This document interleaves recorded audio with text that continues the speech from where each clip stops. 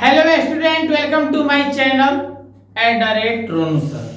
आज हम एपी का दहार यानी अर्थमेटिक प्रोग्रेशन, जिसको हम लोग हिंदी में समानांतर श्रेणी कहते हैं, उस टॉपिक पर आज हम दो तीन प्रश्न डालेंगे। उस प्रश्न पर आप लोगों को विचार करना है और बहुत क्वेश्चन भी डालेंगे जो एग्जाम में आने की संभावना क्या है, ज्यादा है। यदि एपी का एनवा पद 3n+1 है तो हमें क्या निकालना है? एपी। तो ये बाबू सोचो, एपी का मतलब क्या होता है कि हर कंडीशन में सार्वंतर क्या आना चाहिए? समान आना चाहिए। मैं जब घटाएंगे, चाहे A2 में से A1 में घटाए, चाहे A3 में से A2 में घटाए, जब सब कंडीशन में सार्वंतर समान आता है तो उसे हम लोग क्या कहते हैं? एपी कहते हैं। तो हमें क्या निकालना है? एपी ही निकालना है। तो आइए, आपका एनवा पद क्या दे दिया है? 3n+1 दे दिया है। तो जब इस टाइप का प्रश्न आएगा तो आपको n की जगह 1, 2, 3, 4, 5 जितना भी भरना है भर सकते हैं, लेकिन मिनिमम 3 से 4 तक ही मान को भरा जाता है। तो हम क्या लिखेंगे? माना कि n बराबर 1, 2, 3 डॉट डॉट डॉट लेने पर n बराबर 1, 2, 3 डॉट डॉट लेने पर। तो आइए, इसका मतलब ये हुआ कि आगे n की जगह 1, फिर n की जगह 2, फिर n की जगह 3। देखिए 3 गुना 1 अब प्लस क्या हो गया? 1। 3 गुना 2 अब प्लस क्या हो गया? 1। 3 गुना 3 अब प्लस क्या हो गया? 1 डॉट डॉट डॉट।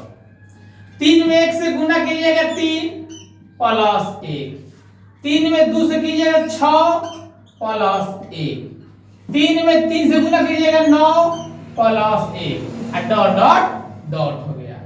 3 1 क्या हो गया? 4, 6 1 क्या हो गया? 7, 9 1 क्या हो गया? 10 डॉट डॉट डॉट। आपका एपी नहीं हो गया? 7 में से 4 घटाइएगा तो 3 और 10 में 7 घटाइएगा 3। तो इसका सार्वंतर समान होता है, हम लोग क्या कहते हैं? एपी। तब एपी क्या हो गया? 4, 7, 10 dot dot dot. Next question क्या कह रहा है? 3, 8, 13, 18 डॉट डॉट डॉट का कौन सा पद 18 है? इसका मतलब है कि कौन सा पद 18 है, यानी हमको n की संख्या बताना है।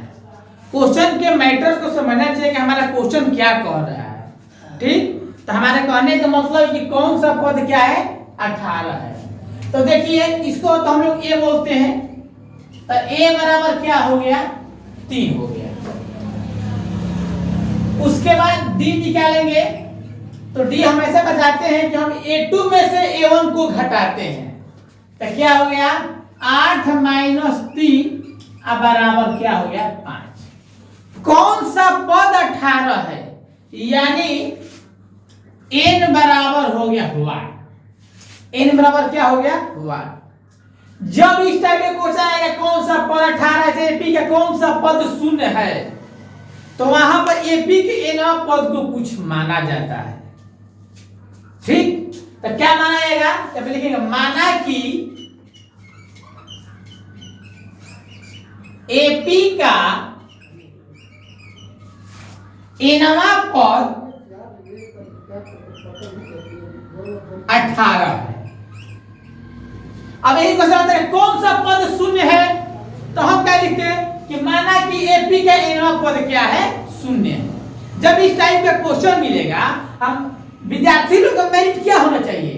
अगर सर एक उत्तर के बताते हैं, दूसरे लोग 3 उत्तर को पैदा करें, उस स्टूडेंट को कहा जाता है वो बेटर स्टूडेंट है। बात समझ रहे हैं ना? कौन सा पद 18 है या कौन सा पद 0 है, इस टाइप के बहुत तरह से आप लोग एपी में प्रश्नों को पढ़ना है। तो हम लिखेंगे कि माना कि एपी का एनवा पद क्या है? 18 है। इसका मतलब क्या हुआ कि चूंकि n बराबर क्या होता है? a + n - 1 × d। n बराबर क्या होता है जी? a + n - 1 × d। हमने क्या लिखा कि माना कि एपी का एनवा पद क्या है 18 है, यानी यहाँ पर क्या हो जाएगा 18 हो जाएगा। एनवा पद यानी एन बराबर क्या हो गया 18 हो गया। ए तो ए का वैल्यू क्या हो गया 3, n-1 और डी के जगह हम लोग क्या लिख देंगे 5। डन हो गया। 18 प्लस 3 है तो -3, n-1 इंटू क्या हो गया 5। आप चाहेंगे तो यहाँ पर गुना भी कर सकते हैं, तो इसे गुना भी आप लोग कर सकते हैं, तो कर लीजिए।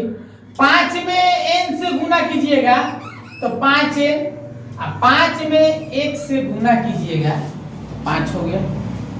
18 में से 3 जाएगा तो क्या हो गया 15, अब -5 है तो इधर आएगा तो क्या हो गया +5, अब बराबर क्या हो गया 5 है। 15 और 5 जोड़ देंगे तो क्या हो गया 20, अब बराबर क्या हो गया 5 है।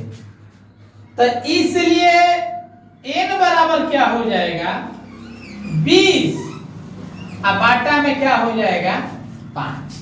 n बराबर क्या हो जाएगा 20, अब बाटा में क्या हो जाएगा 5, तो 5 के क्या हो गया 20। यानी एपी का जो एनवा जो पद है, यानी चौथा जो पद होगा वो क्या होगा 18 होगा। n बराबर क्या आ गया 4। अब सेटिस्फाइड कैसे होंगे, आइए अब हम जांच करके दिखा देते हैं। प्रश्न यही तो कह रहा है कि कौन सा पद 18, तो हम क्या बोलिए एपी का जो चौथा जो पद होगा क्या होगा 18 होगा। तो चौथा पद यानी इसको हम लोग F4 के नाम से जानते हैं, चौथा पद यानी इसको हम लोग F4 के नाम से जानते हैं, और F4 को हम लोग A+3D लिख सकते हैं।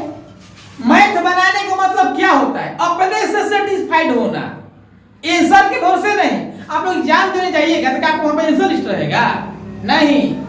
टैलेंट स्टूडेंट का मतलब क्या होता है हम खुद से सेटिस्फाइड हो जाएंगे कि नहीं हमारा मैथ सही है, इसके लिए हमको सर से भी संघर्ष करना पड़ेगा, तो हम सर से भी संघर्ष करेंगे सर हमारा तरीका सही है।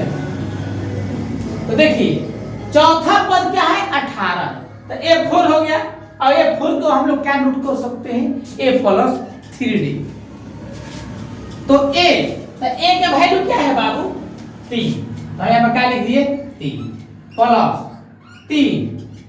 D का वैल्यू क्या है बाबू 5, तो क्या हो गया 5, 3 हो गया, अब 5 3 क्या हो गया 15, अब 15 3 क्या हो गया 18, तो हमारा चौथा पद 18 नहीं हो गया।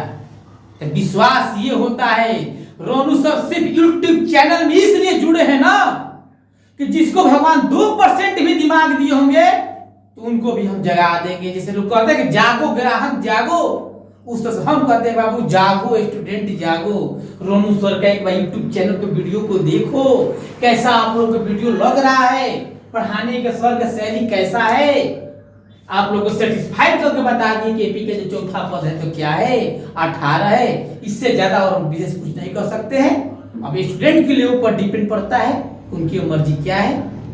My YouTube channel @Ronu sir share कीजिए, लाइक कीजिए, सब्सक्राइब कीजिए। धन्यवाद।